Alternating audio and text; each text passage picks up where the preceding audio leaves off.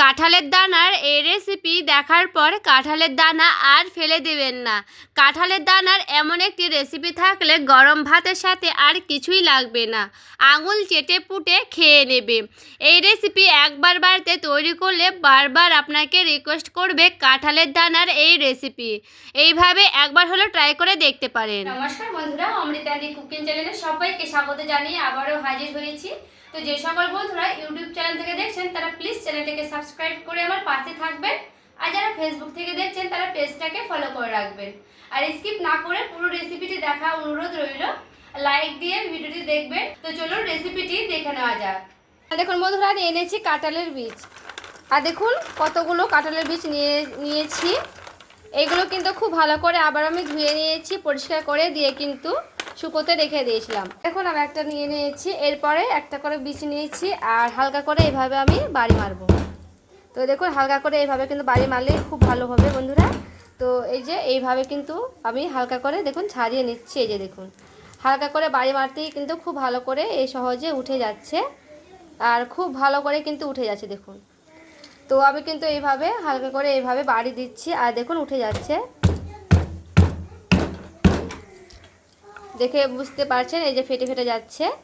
তো এইভাবে কিন্তু খুব ভালো করে আমি উঠিয়ে নিব এই খোসাগুলোকে, আর খোসাগুলো কিন্তু খুব সহজে উঠে যাচ্ছে। আর দেখুন, আর খোসাগুলো কিন্তু উঠিয়ে নেবেন আগে থেকে, তাহলে ভালো হবে খুব ভালো করে।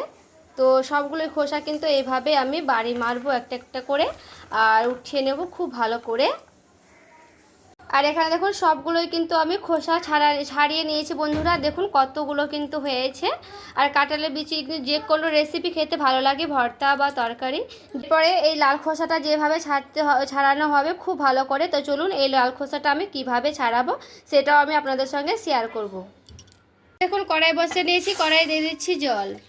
জলটা হালকা গরম হয়ে গেছে দেখুন বন্ধুরা। এখানে আমি দিয়ে দিচ্ছি অল্প পরিমাণে লবণ, কাঁঠালের বীজগুলো দিয়ে দিচ্ছি। এরপরে কাঁঠালের বীজটা খুব ভালো করে একটু নাড়াচাড়া করে নিচ্ছি। এখানে পুরোপুরিভাবে কিন্তু সেদ্ধ করানো যাবে, তো আমি এখানে কাঁঠালের বীজটা সেদ্ধ করে নিচ্ছি। দিয়ে দিচ্ছি ঢাকা দিয়ে খুব ভালো করে সেদ্ধ করে নেব, তারপরে ফিরে আসছি। এইগুলো দেখুন বন্ধুরা আমি হালকা করে সেদ্ধ করে নিয়েছি, তারপরে নিয়ে চলে এসেছি। তো কড়াই থেকে আমি নামিয়ে নিয়েছি, আর এই যে লাল অংশটা দেখুন কি সুন্দর একেবারে উঠানো যাচ্ছে। দেখুন খুব ভালো করে কিন্তু উঠে যায়। এটা কিন্তু প্রচণ্ডভাবে গরম রয়েছে বন্ধুরা। এই গরম গরম অবস্থায় কিন্তু উঠে নিতে হবে এই লাল খোসাটা দেখুন কি সুন্দর একেবারে উঠে যাচ্ছে বন্ধুরা, খুব ভালো করে কিন্তু উঠে যায়। তো এইভাবে কিন্তু লাল খোসাটা উঠে নিতে হবে। এই যে দেখুন কতটা সুন্দর করে কিন্তু উঠে যাচ্ছে, দেখে বুঝতেই পারছেন। দেখুন সবগুলোই কিন্তু এইভাবে হালকা করে নিলেই খুব ভালো করে কিন্তু উঠে যাচ্ছে। এই যে দেখুন কি সুন্দর উঠে যাচ্ছে বন্ধুরা। তো এইভাবে কিন্তু করে নিতে হবে। তো আমি একটা চামচের এই পিঠ নিচটা দিয়েছি, পেছনটা নিয়েছি বন্ধুরা। তো পেছনটা দিয়ে দেখুন খুব ভালো করে এইভাবে কিন্তু উঠে যাচ্ছে। দেখুন হালকা করে ঘষতেই কিন্তু খুব ভালো করে চামচের পেছন দিক দিয়ে উঠে যাচ্ছে। এইভাবে কিন্তু খুব ভালো করে নিতে পারবেন। যেমন করে আপনাদের সুবিধা হবে তেমন করে কিন্তু করে নিতে পারবেন। এমনি হাত দিয়েও কিন্তু খুব ভালো করে উঠবে, তো চামচ দিয়েও কিন্তু খুব ভালো করে এইভাবে উঠে নিতে পারবেন। চামচ দিয়েও কিন্তু খুব সুন্দর উঠে যায়। তো আপনারা এই যেটা আপনাদের ভালো লাগবে সেটা কিন্তু করে নিতে পারেন। তো আমি কিন্তু এই দুটোই দিয়েই দেখালাম আপনাদেরকে, যেটা আপনাদের পছন্দ হবে ঠিক পছন্দ করে নেবেন। আর এখানে দেখুন বন্ধুরা কতটা সুন্দর দেখুন চকচকে হয়ে গেছে খোসাগুলো ছাড়ানো। এইভাবে কিন্তু করলে খুব সহজে হয়ে যায়। আর দেখুন কতটা সুন্দর কিন্তু একেবারে চকচকে হয়ে গেছে। আরও কিন্তু এইভাবে কষলালে কিন্তু দেখুন উঠে যাচ্ছে। দেখুন যত আমি এইভাবে কষলাচ্ছি তত কিন্তু উঠে যাচ্ছে, দেখে বুঝতেই পারছেন। তো এইভাবে দেখুন কষলে একটু পরিষ্কার করে যদি নিতে চান তো আরও কিন্তু এইভাবে পরিষ্কার করে নেবেন। তো খুব ভালো করে কিন্তু পরিষ্কার হয়ে যাবে এইগুলো।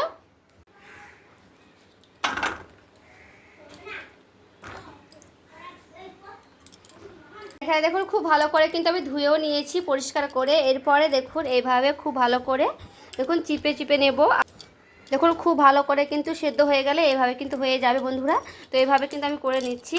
একটু অসুবিধা একটু কষ্ট হলেও কিন্তু এইভাবে করানো হয়ে যাবে খুব সুন্দর করে। তো এইভাবে কিন্তু খুব ভালো করে আমি ভর্তার মতো শেপ করে নিচ্ছি। চাইলে আপনারা কিন্তু শিলপাটায় বেটে নিতে পারবেন খুব ভালো করে। তো আমি শিলপাটায় কিন্তু বাটছি না আজকে এইভাবেই কিন্তু খুব ভালো করে আমি ভর্তা শেপে করে নেব, কারণ খুব ভালো করে কিন্তু সেদ্ধ করে নিতে হবে, দিয়ে কিন্তু হয়ে যাবে। দেখে বুঝতে পারছেন কেমন আমি সেদ্ধ করেছি। আর এখানে দেখুন বিচিগুলো খুব ভালো করে কিন্তু একেবারে দেখুন মানে মিহি করে নিয়েছি, মানে ভর্তার মতো করে নিয়েছি একেবারে, যেমন আমি বেটে নিই শিলপাটা সেরকম করে কিন্তু। তো এভাবে কিন্তু খুব ভালো করে কিন্তু হয়ে গেছে বন্ধুরা। আপনারা চাইলে কিন্তু শিলপাটাতে বেটে নিতে পারেন যারা একটু তাড়াতাড়ি করতে চান। এটা করলে একটু দেরি লাগবে কিন্তু খুব ভালো করে মিক্স হয়ে যাবে, দেখে বুঝতেই পারছেন। তো এটা কিন্তু আমার পুরোপুরিভাবে রেডি হয়ে গেছে দেখুন। আর কি সুন্দর একেবারে মিহি পেস্ট হয়েছে, দেখে বুঝতে পারছেন। আমি দেখাচ্ছি দেখুন হাত দিয়ে, এই যে দেখুন এটাই কিন্তু লাগবে, আর বেশি লাগবে না আমার, এই করে কিন্তু করলে হয়ে যাবে। তো এটা আমি রেখে দিচ্ছি এখানে। দেখুন আমি কড়াইটা পরিষ্কার করে নিয়ে চলে এসেছি। কড়াই দিয়ে দিচ্ছি সরিষার তেল, অল্প করেই দিলাম। দিয়ে দিচ্ছি অল্প করে গোটা মানে কালো জিরে, গোটা সাদা জিরে। এরপরে একটু ভালো করে নাড়াচাড়া করে নিচ্ছি। এরপরে 2 থেকে 3 চামচের মতো দিয়ে দিচ্ছি আদা আর লঙ্কা পেস্ট। এরপরে খুব ভালো করে একটু এটাকে নাড়াচাড়া করে নিচ্ছি।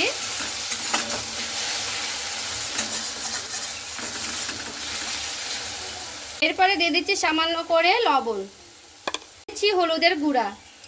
এরপরে একটু ভালো করে নাড়াচাড়া করে নিচ্ছি এটাকে। দিয়ে দিচ্ছি অল্প পরিমাণে চিনি, আবারও একটু ভালো করে নাড়াচাড়া করে নেব। একটু মশলাটা যেন কাঁচা গন্ধটা চলে যায়, এইভাবে কিন্তু একটু ভালো করে নাড়াচাড়া করে নিতে হবে। এরপরে যে আমি কাঁঠালের বিচিগুলোকে মানে এক ভর্তার মতো করে রেখেছিলাম সেগুলোকে দিয়ে দিচ্ছি। এরপরে খুব ভালো করে একটু নাড়াচাড়া করে নিতে হবে মশলার সঙ্গে, এভাবে খুব ভালো করে একটু মাখিয়ে নিতে হবে এগুলোকে। যেহেতু কাঁঠালের মানে দানাগুলো একটু শক্ত টাইপের হয়, তার জন্য কিন্তু একটু এরকম শক্ত হয়ে যাচ্ছে। তো কোনো অসুবিধা নাই বন্ধুরা, এইভাবে কিন্তু একটু নাড়াচাড়া করে নিতে হবে, তাহলেই কিন্তু হয়ে যাবে। তো গ্যাসের আঁচটা একটু কমিয়ে দিতে হবে যেন না পুড়ে যায়। একটু গ্যাসের আঁচটা মানে বাড়ি থাকলে কিন্তু পুড়ে যাওয়ার ভয় থাকবে, তার জন্য। তো একটু আমি এইভাবে খুব ভালো করে নাড়াচাড়া করে নিচ্ছি দেখুন। এই যে খুন্তি দিয়ে একটু এইভাবে করে নিলে কিন্তু চারিদিকে মশলাটা লেগে যাবে। তো এইভাবে কিন্তু আমি একটু ভালো করে নিচ্ছি। এখানে 1 মিনিটের মতো একটু ভালো করে নাড়াচাড়া করে নেব, এতে করে কাঁচা গন্ধটা যেন চলে যায় সেইভাবে। আর এখানে দেখুন খুব ভালো করে কিন্তু নাড়াচাড়া করে নিয়েছি। এইভাবে কিন্তু খুব সুন্দর করে মিশিয়ে নিতে হবে। দেখুন খুব ভালো করে কিন্তু এইভাবে মিশিয়ে নিয়েছি। তো এটা আমার কিন্তু রেডি হয়ে গেছে। তো গ্যাসের আঁচটা আমি এখানে বন্ধ করে দিলাম।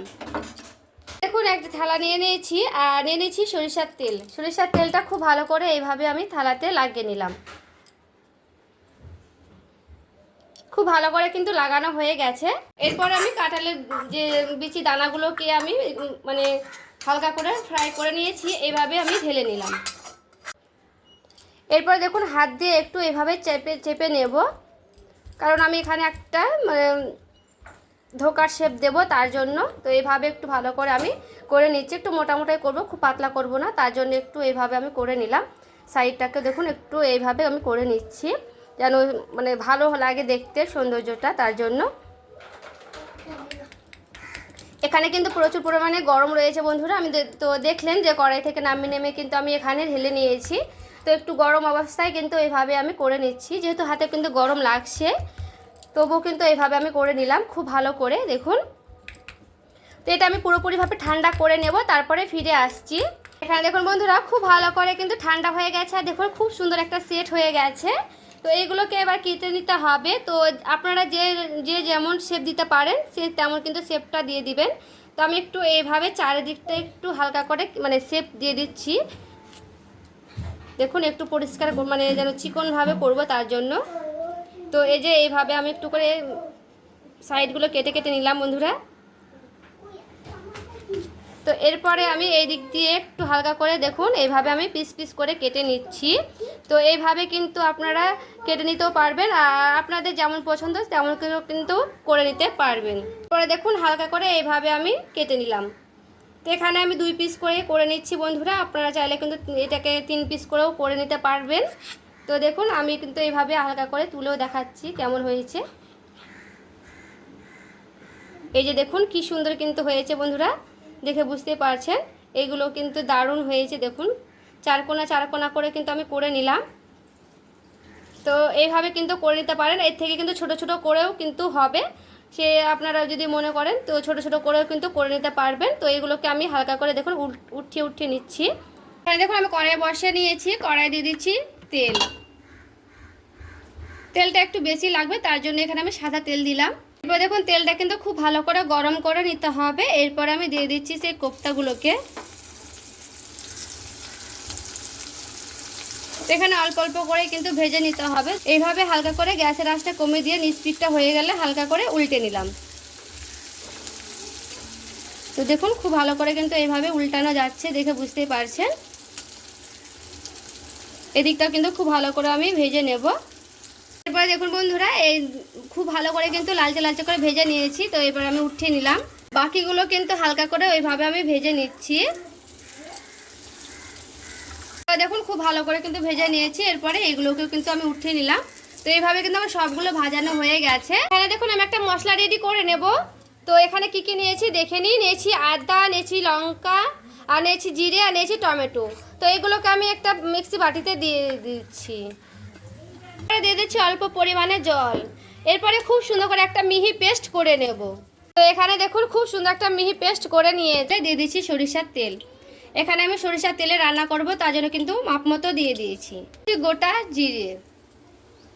আমি মশলা করে রেখেছিলাম, সেই মশলাটা আমি দিয়ে দিচ্ছি। এবারে মশলাটা দিয়ে হালকা করে এভাবে একটু নাড়াচাড়া করে নিলাম।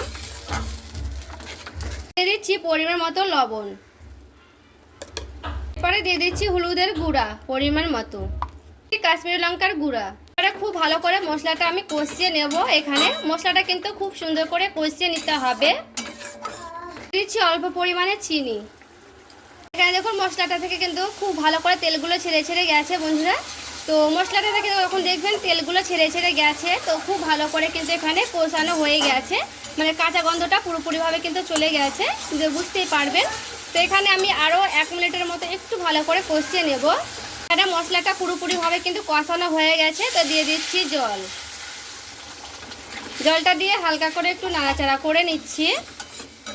এখানে কিন্তু একেবারে গ্রেভি কম হবে বন্ধুরা, তার জন্য কিন্তু জলটা একটু কম দিলাম, মানে ঝোল করব না, শুকনো শুকনোই করবো তার জন্য। তো একটু জলটা দিয়ে হালকা করে একটু নাড়াচাড়া করে নিলাম।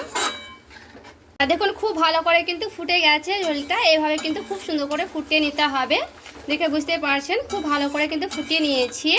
এরপরে আমি সেই ঝোলে কোপ্তাগুলোকে ছেড়ে দিচ্ছি একে একে। দেখুন খুব ভালো করে কিন্তু হালকা করে ছেড়ে দিচ্ছি, কারণ কোপ্তাগুলো দিয়ে আমি বেশিক্ষণ ফুটাবো না, হালকা করে ফুটালেই কিন্তু হয়ে যাবে। তো সবগুলো কিন্তু এইভাবে আমি ছেড়ে দিলাম। এরপরে কোপ্তাটা দিয়ে হালকা করে একটু এইভাবে নাড়াচাড়া করে নিতে হবে বন্ধুরা। দেখুন আমি কিন্তু বেশিক্ষণ একটু ভালো করে মানে নাড়বো না, হালকা করে নাড়লে কিন্তু হয়ে যাবে, নাহলে কিন্তু ভেঙে যাবে। তো এইভাবে হালকা করে একটু নাড়াচাড়া করে নিয়েছি, খুব ভালো করে ফুটিয়ে নিয়েছি। তো এখানে আমি আর নাড়াচাড়া করবো না বন্ধুরা, এইভাবে কিন্তু রেখে দিচ্ছি। তো নামিয়ে নিচ্ছি, তারপরে দেখাচ্ছি কেমন হয়েছে কালারটা। আর এই দেখুন বন্ধুরা নামিয়ে নিয়ে চলে এলাম, আর দেখছি দেখুন কতটা লোভনীয় হয়েছে। কাঁঠালের বীজের কোপ্তা কারি দারুণ লোভনীয় হয়েছে বন্ধুরা, খেতেও কিন্তু দারুণ লাগে। এই দিয়ে কিন্তু 1 থালা ভাত নিমেষে শেষ করে ফেলবেন। আর আপনাদের কেমন লেগেছে অবশ্যই আমাকে কমেন্ট করে জানাবেন। আর ভালো লেগে থাকলে প্লিজ একটি লাইক করবেন, আর শেয়ার করে বন্ধুদের সঙ্গে দেখার সুযোগ করে দেবেন। আর এইভাবে অবশ্য করে একবার হলো বাড়িতে তৈরি করে দেখবেন বন্ধুরা, খেতে কিন্তু সত্যি দারুণ লাগে। একবার বাড়িতে তৈরি করলে বারবার কিন্তু তৈরি করবেন। আর কাঁঠালের দানা কিন্তু ফেলে দেবেন না, এইভাবে কিন্তু বারবার তৈরি করবেন, খেতেও বন্ধুরা দারুণ লাগে। তো একবার হলো বাড়িতে অবশ্য করে ট্রাই করবেন আমার মতো করে। সবাই ভালো থাকবেন, সুস্থ থাকবেন। দেখা হচ্ছে আরও একটি রেসিপির সঙ্গে।